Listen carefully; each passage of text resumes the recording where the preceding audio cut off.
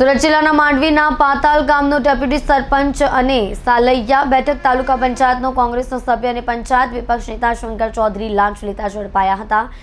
જમીન લેવલિંગ કરવા માટે ગ્રામ પંચાયતમાં ઠરાવ પાસ કરાવતા 1.5 લાખની માંગણી કરી હતી। ફરિયાદી પાસે રકઝકના અંતે 80,000ની માંગણી કરી હતી। તાપી એસીબીએ અગ્ગેશ્વર મહાદેવ મંદિર પાસે 35,000ની લાંચ લેતા રંગે હાથે ઝડપી પાડ્યા હતા। 1.5 લાખની માંગ કરી હતી।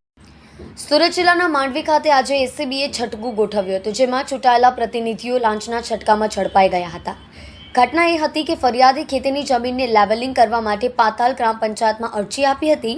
જે જમીન લેવલિંગ કરવા માટેના ગ્રામ પંચાયતમાં ઠરાવ પાસ કરવા માટે ગામનો સરપંચ અને તાલુકા પંચાયત સભ્ય આ બંને તેઓ મળ્યા હતા।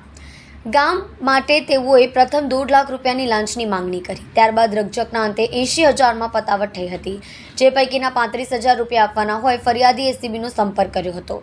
મહાદેવના મંદિરે ઝડપાયેલા રંગે હાથ આરોપીઓએ 35,000 રૂપિયા માંડવીના અગ્રેસર મહાદેવ મંદિર નજીક લેવડ દેવડ કરવા જતા બંને રંગે હાથે ઝડપાઈ ગયા હતા। લાંચ લેનાર 2 ઇસમો પૈકી એક પાતાલ ગામનો ડેપ્યુટી ભૂપેન્દ્ર તેમજ માંડવી તાલુકા પંચાયત સાલૈયા બેઠકના કોંગ્રેસના સભ્ય અને વિપક્ષના નેતા શંકર ચૌધરી પરને લાંચના છટકામાં ઝડપાઈ ગયા હતા। સમગ્ર કાર્યવાહી તાપી જિલ્લા એસીબીના મહિલા પીઆઈની ટીમ દ્વારા કરવામાં આવી હતી।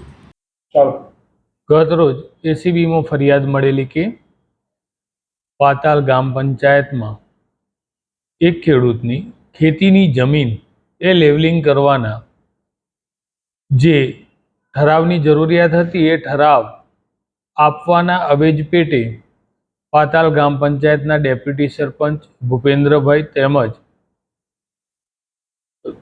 સલૈયા તાલુકા પંચાયત સદસ્ય શંકરભાઈ આ બંને જણાએ એકબીજાના મેળાપીપણાથી આ કામે ફરિયાદી જોડેથી રૂપિયા 80,000ની માગણી કરેલી અને ગતરોજ રૂપિયા 35,000 એ સ્વીકારતા પકડાઈ ગયેલ છે અને તેઓ વિરુદ્ધ કાયદેસરની કાર્યવાહી કરવામાં આવેલી છે।